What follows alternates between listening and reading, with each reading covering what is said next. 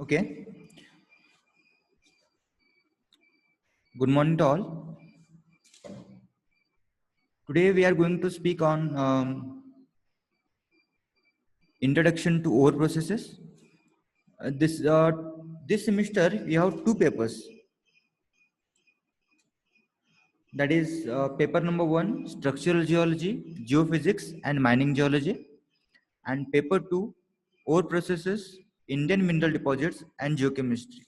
Out of this two papers, second paper will be handling. I'll be handling, and Yogesh sir will be handling ore processes and geochemistry.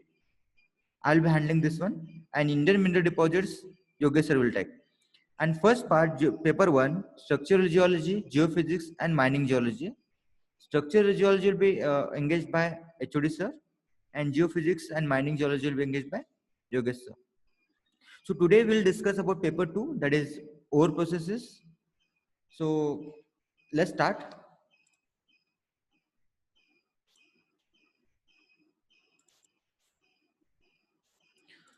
So today we are going to cover introduction to ore processes, types of ore deposits, that is based on relation with host rock, that is syngenetic deposits, epigenetic deposits, and based on its occurrence, we have two endogenic deposits and exogenic deposits. So why we have to study this ore processes? This is one of the survey of America. Average person, every person requires this much of pounds of material in his whole life. You can see here 3.11 million pounds of minerals, metals, and fuels in their whole life. That means what? What is required? They consume bauxite. They do not eat, but they consume bauxite. They use lead. They use cement. They use iron ore. They use gold. They use copper. So each and every person on this earth requires metals or non-metals.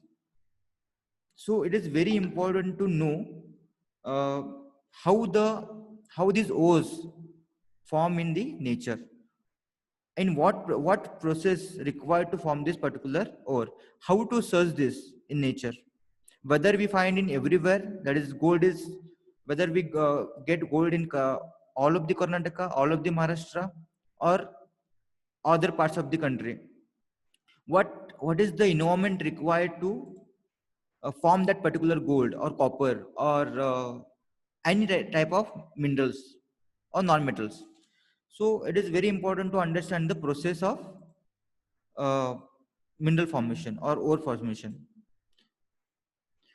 So how do they consume? You can see here in we use the metals or non-metals in construction industries, roads, housing, work, food, agriculture, transportation, water distribution, vitamins, and electricals. Vitamins means in medicines we use so many minerals. So like example, in construction industry we use stones, that is maybe granites, maybe basalts, and sand and gravels we use. Then we use cement. In cement industry, they use many minerals like limestone is there, dolomite is there. So many minerals are used in cement industry. Then we have salt, that is natural salt, or we can say rock salt also they use.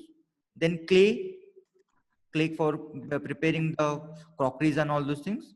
Then phosphates rocks, that is fertilizer. They use phosphate rocks. Then other non-metals, like we have diamonds, we have talcum powder. So these are all minerals we use in day-to-day life. Then in metals we have iron and steel, which use maximum. That is used in uh, construction of cars, aeroplane cans. That is aluminum used because of its lightweight and um, good quality. I mean capacity to, it doesn't get fire. So aluminum is for making aeroplane cans. In copper, copper is used in wires, electrical wires, and zinc is for galvanizing. Then manganese we use, and lead batteries are there. Nowadays we use batteries. and other metals like we have gold. Gold is a we use as a gold.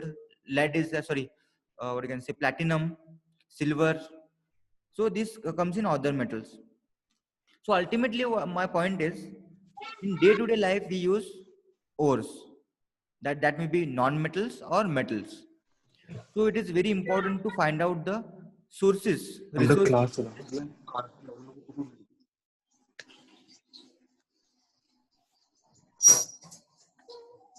It is very important to understand the origin, that is called as genesis, distribution, that is where it gets, and how it forms. So uh, in this semester in paper 2 we'll be understanding this all points. So have you thought about, I mean, where do the all metals or non metals, gold, diamond, forms, where do they form? Or have you think about how do they form, in what are the key indicators to find this on earth? So if this is present, there will be gold. So what are these indicators to find out these particular metals or non metals?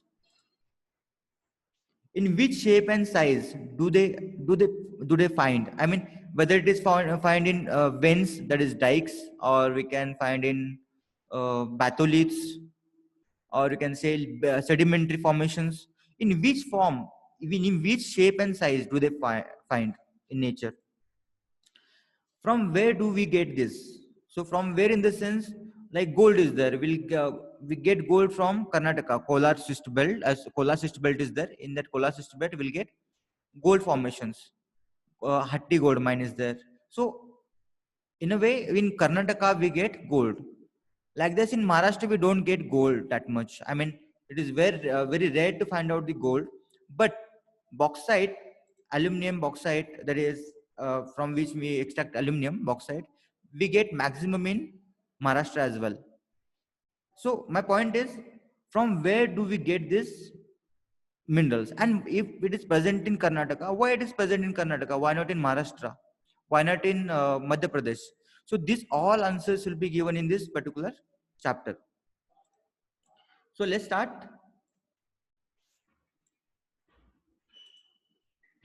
So first we'll understand what is ore deposit. This is one of the term used in ore processes. Ore deposits are the mixture of ore minerals and gangue minerals. Ore minerals and gangue minerals forms an ore deposit. That means what? There is a mixture of ore and gangue minerals. Gangue minerals and ore minerals, I will tell you in next slide what is these two terms. So ultimately, ore deposit is a mixture of ore minerals and gangue material. Ore minerals and gangue material. A deposit contains an unusually high concentration of particular elements. A deposit contains, suppose one gold ore deposit is there. In that gold ore deposits, a gold element is present, concentrated at a particular place in higher rate. That this means element have been concentrated in a particular area due to some process called as ore processes.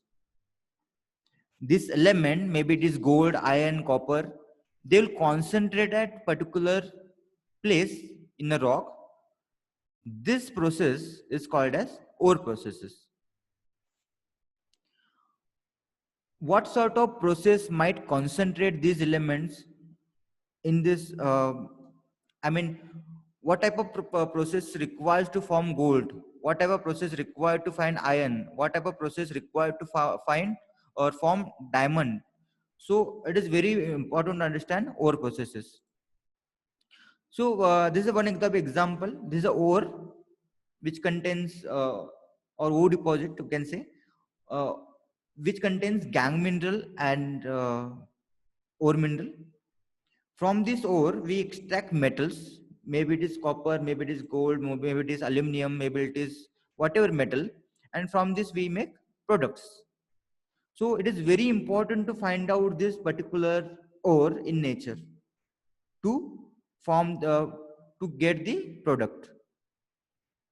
So we'll understand this part, ore deposit, how to find this, what are the process required to found this, what is the environment to form this particular element or ore deposits. So now we'll understand ore. As you say, you can see there in ore deposits, we said that is a mixture of ore minerals and gangue minerals. In that first one is ore. It is a mineral or material from which one or more metals can be extracted. So that means what?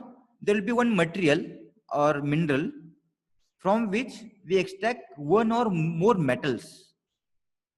One or more metals. Like we have one of the example is hematite. One hematite is the ore mineral of iron from which we extract metal, that is which iron. So like this, so many minerals are there in earth from which we extract one or more minerals or metals. That is called as ore mineral. So what is gangue mineral or gangue? It is unwanted mineral which is occur in association with ore mineral. So that means what? If I get hematite of 100 gram of hematite, out of that 70% will be iron, and whatever 30% is there, that is waste. That waste is called as gangue mineral. Another definition of this one is mineral often associated with ore mineral, but do not have economic value. It's called as gangue. Like we can see here, mineral is a mineral is which forms one or metals can be extracted at a profit. You can see this is very important, at a profit. So every material we can't use as a extraction of mineral. There should be that material, that ore mineral should be profitable. So if the material or mineral is not profitable, that is called as gangue minerals, like unwanted mineral. Like example, I will tell you, gold. Gold, gold has a waste material, gangue material as a quartz. If you take 1,000 kg of gold ore, 1,000 kg of gold ore, out of that will get only and only 5 to 6 gram of gold. Other all will be waste, and because of this only the gold is very expensive.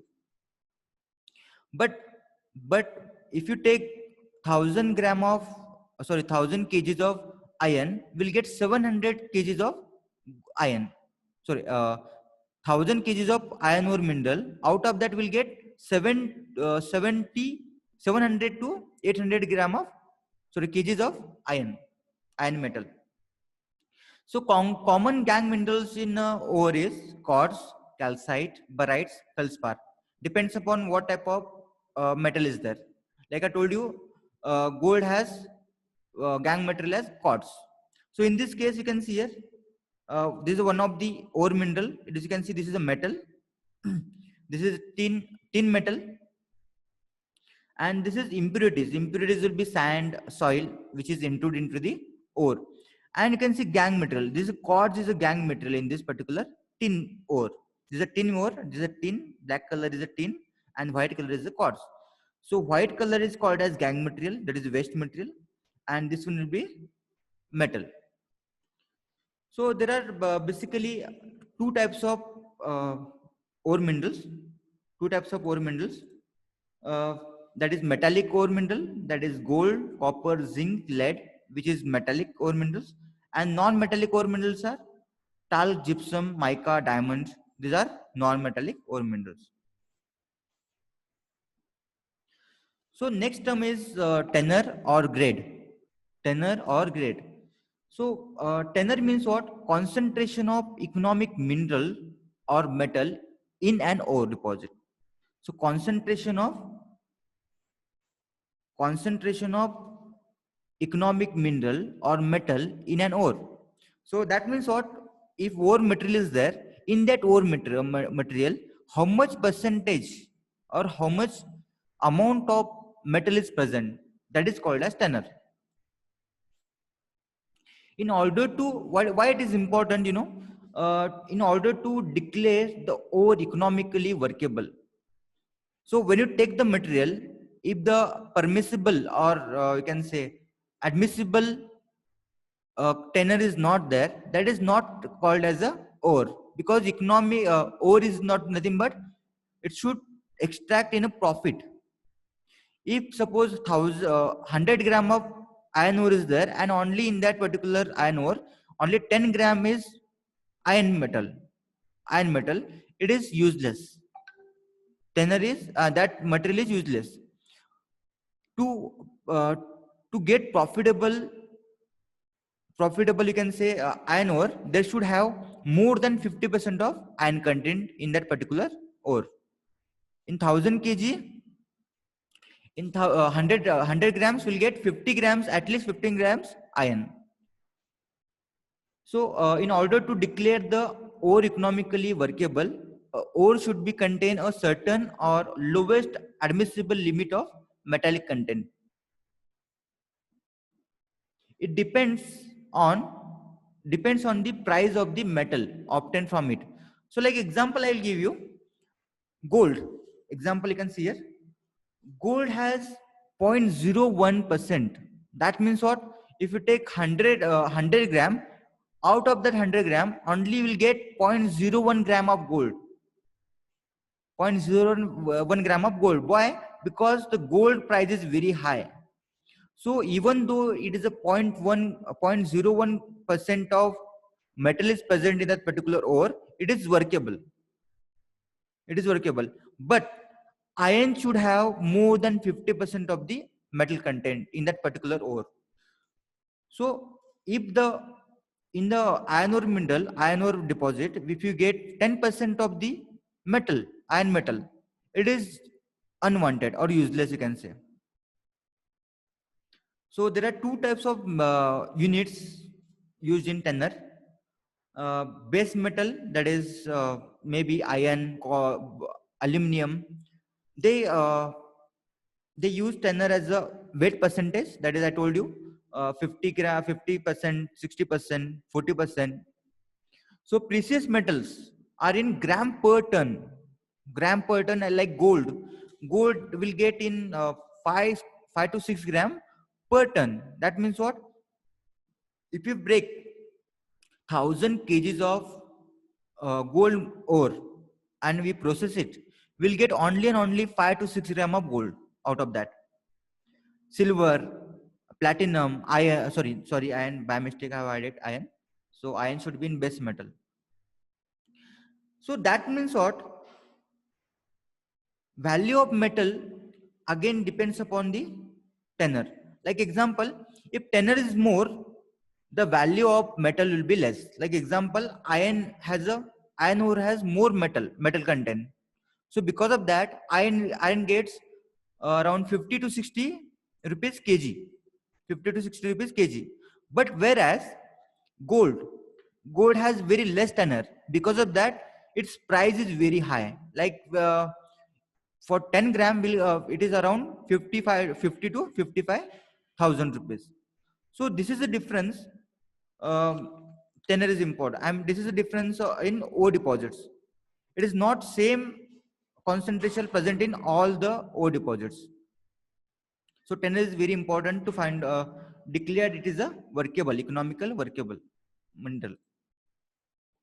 So this is some of the examples why it is so expensive and valuable. Whatever element is there, whatever metal is there, why it is so valuable or important? Because of this, you can see here, in crust we get average crustal abundance of aluminum is around 8.2%. 8.2% means what? If 100 gram material is there, average, in an average, out of that 100 gram material, we get at least 8.2% of the aluminum, at least 5.6% of the iron. So any material on the earth contains some amount of aluminum or iron. But whereas you can see here, copper, nickel, zinc, these all, tin, gold, these all are in ppm. ppm means part per million. 1 ppm is, you can see here, 1 ppm is equal to 1 gram per ton. 1 gram per ton. That means what? 55 ppm means 55 gram per ton. Whereas gold, you can see 4 ppb, parts per billion. That is again in billion. So you can see at least for economical workable mineral, we should have at least more than 30% of the aluminum content in that particular ore body. At least 50%, more than 50% metal content into the particular ore. That is tenor. Tenor should be more than 50%. Copper, more than 1%. Tenor should be more than 1%. Nickel, in that particular nickel ore, the tenor should be more than, or metal content should be more than 1%. Like you can see, I told you, uh, gold, it should have 5 to 6 gram per ton. 5 to 6 gram per ton. So like this, it is very important to understand the tenor of a particular ore body. Next, types of deposits, types of ore deposits. So first we'll discuss based on the relation with host rock. So first is syngenetic deposits, and second one is epigenetic deposits. So what are these syngenetic and epigenetic deposits? You can see here, this is the rock formation. Here you can see magma, which is ascending towards this surface. And here you can see the magma is entering into the cracks. And in these cracks, there is a mineralization. So this type of mineralization you can see here, these cracks will be filled by metals. That may be gold, that may be copper, that may be platinum. So whatever minerals, they will concentrate like this. So my point is, you can see here, this is called as host rock. This is called as host rock. Host rock means what? Already present rock. In already present rock, this magma is entering into the cracks and it is crystallizing in that particular cracks. Okay. So these cracks are filled by these metals. So that means what? This mineralization, or you can say crystallization or formation of ore body, is after the formation of host rock. So these two types of deposits are called as syngenetic deposits and epigenetic deposits. So one by one we'll discuss. Syngenetic deposits, the ore that are formed at the same time of the enclosing of rocks or formation of rock. So whenever there is a formation of rock is there, at the same time there will be formation of ore mineral. Okay, so like example I can give sedimentary ore deposits.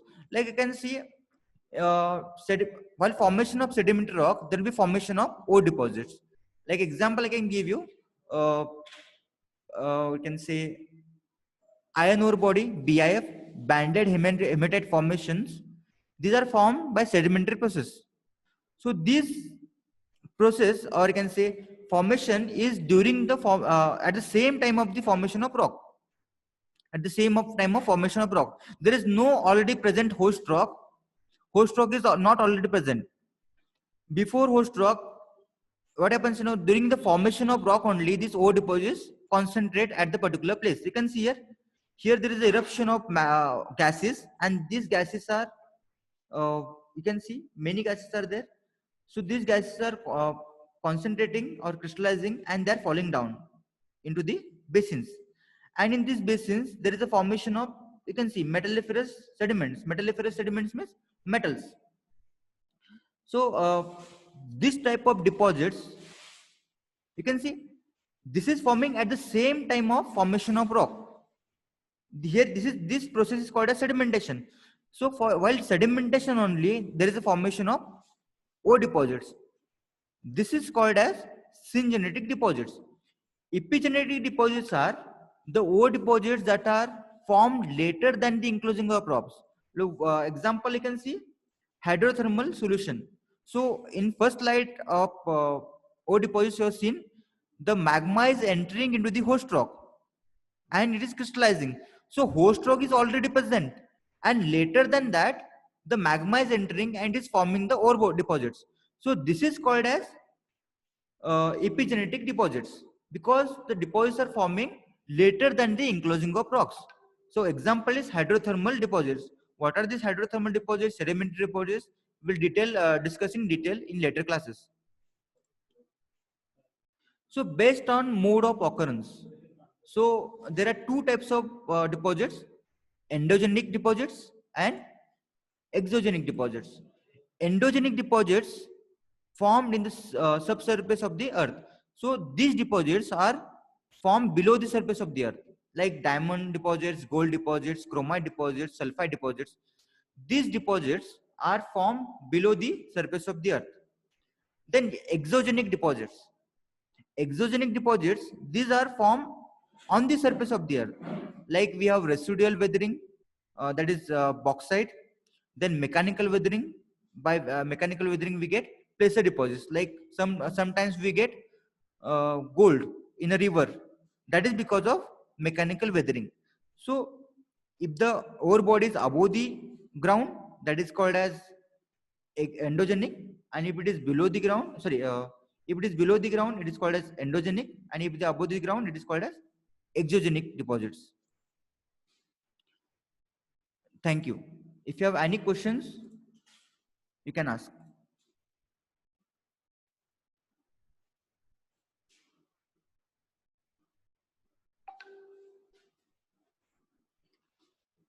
You can unmute yourself and you can ask the question.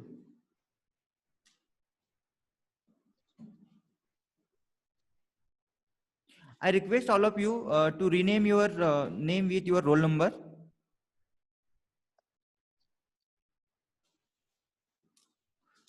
because I have to take the attendance.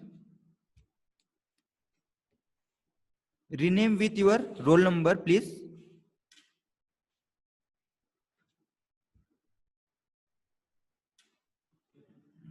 And please reply in chat present, present, present. But before that, you should rename your name with roll number. And in chat, just type present.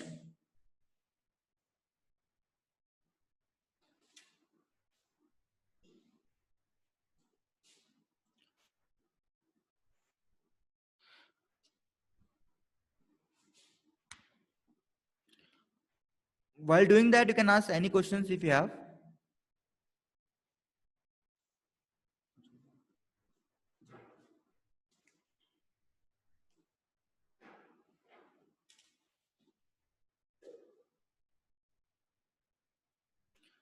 If you can unmute yourself and you can ask the question.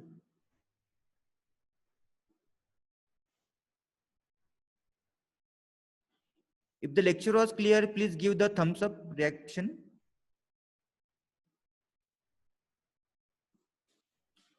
Okay.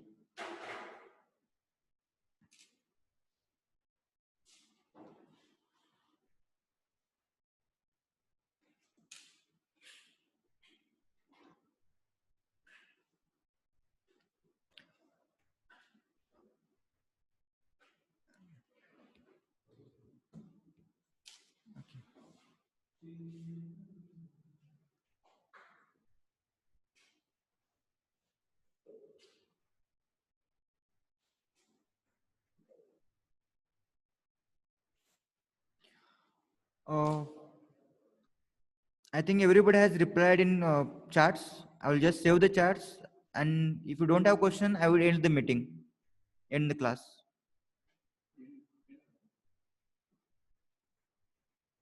No questions?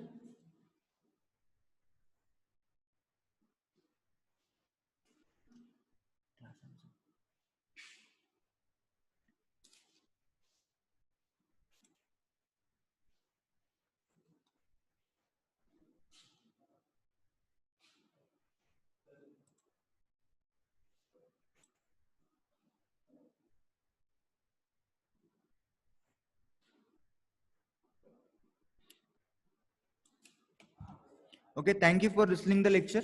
If you have any doubts, you can ask in group as well, or personal, you can message me.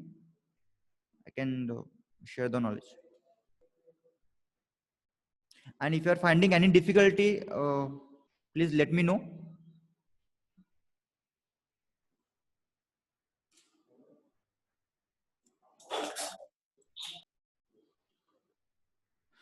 Shall we end the lecture? Give the thumbs up, last thumbs up. I will end the lecture. Only 4 minutes are there. Okay. विदेशी चलन साठ्याचं वाढची नोंद जरा वर प्रक्रिया मला खायला